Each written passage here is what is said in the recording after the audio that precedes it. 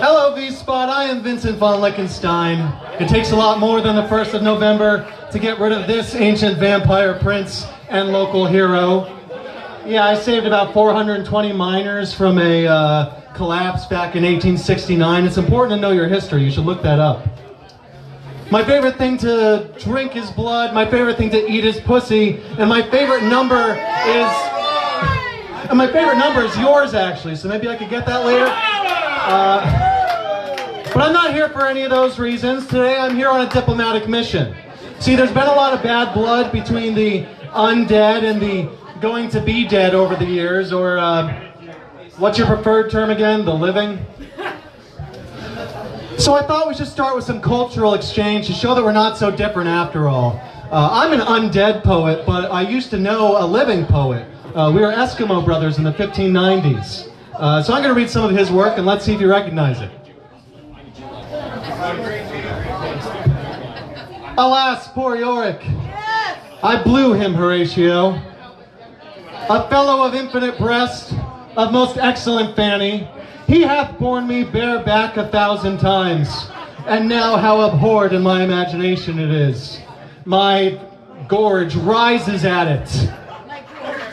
Here lie those lips that I have kissed I know not how oft. Yeah, Billy gets a good reputation because he cleans up well and takes good portraits, but that guy was filthy. There is something rotten in the state of Denmark, and it's Willie's Willie, because that guy never wore a condom in his life. And Hamlet is really a good place for us to start talking about what we have in common. It's a 4-hour play about depression and suicide, sprinkled with dick jokes to keep the audience from getting too bummed. And so, along those lines, may I present Poems by Drunk, Horny Vampires. First, I'm going to read you a couple poems by my friend Just Joe. And so Joe died when Reagan was running for office, and in his mind, the biggest tragedy of that day was he didn't stay dead. But men will do anything instead of go to therapy. So Joe writes these haikus that he keeps in a drawer that he doesn't think I know about. And here are those haikus. Joe Lantern smile. Welcome to our big fall sale. This job might kill me. I wish people would stop bringing up Morbius. I hated it too. And this one's dedicated to the V-Spot. Waiting for a beer. I think Jerry's mad at me. I'll get drunk at home. Would Dad care his son was top salesman last month? Nah, 'cause dementia.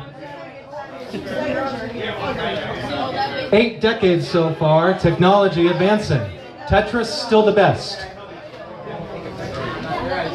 You make me something. I'm not sure if it's happy, but maybe less sad.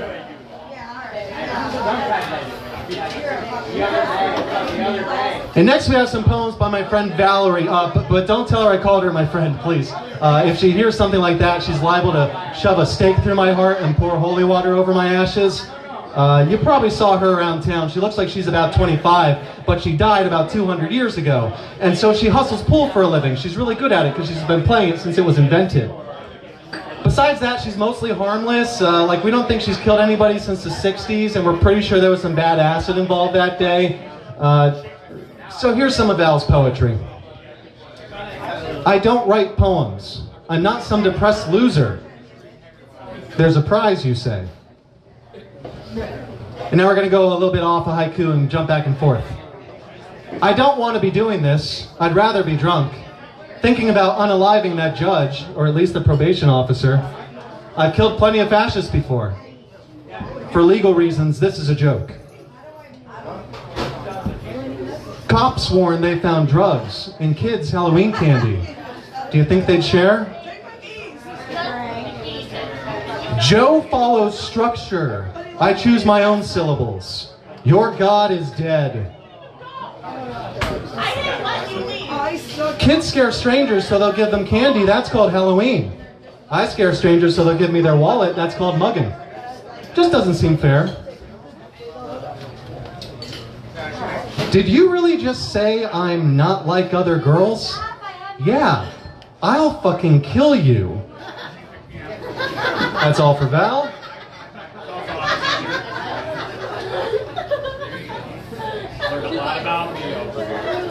I do get asked every now and then my opinion on virgin's blood.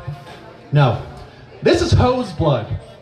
Subtle hints of sub with a little bit of a strong aftertaste of dom. Yeah, this donor was a switch. Speaking of slutty switches, next I'll read you some of my poetry. So this is haiku. That's cool, kind of limiting. I have a lot too.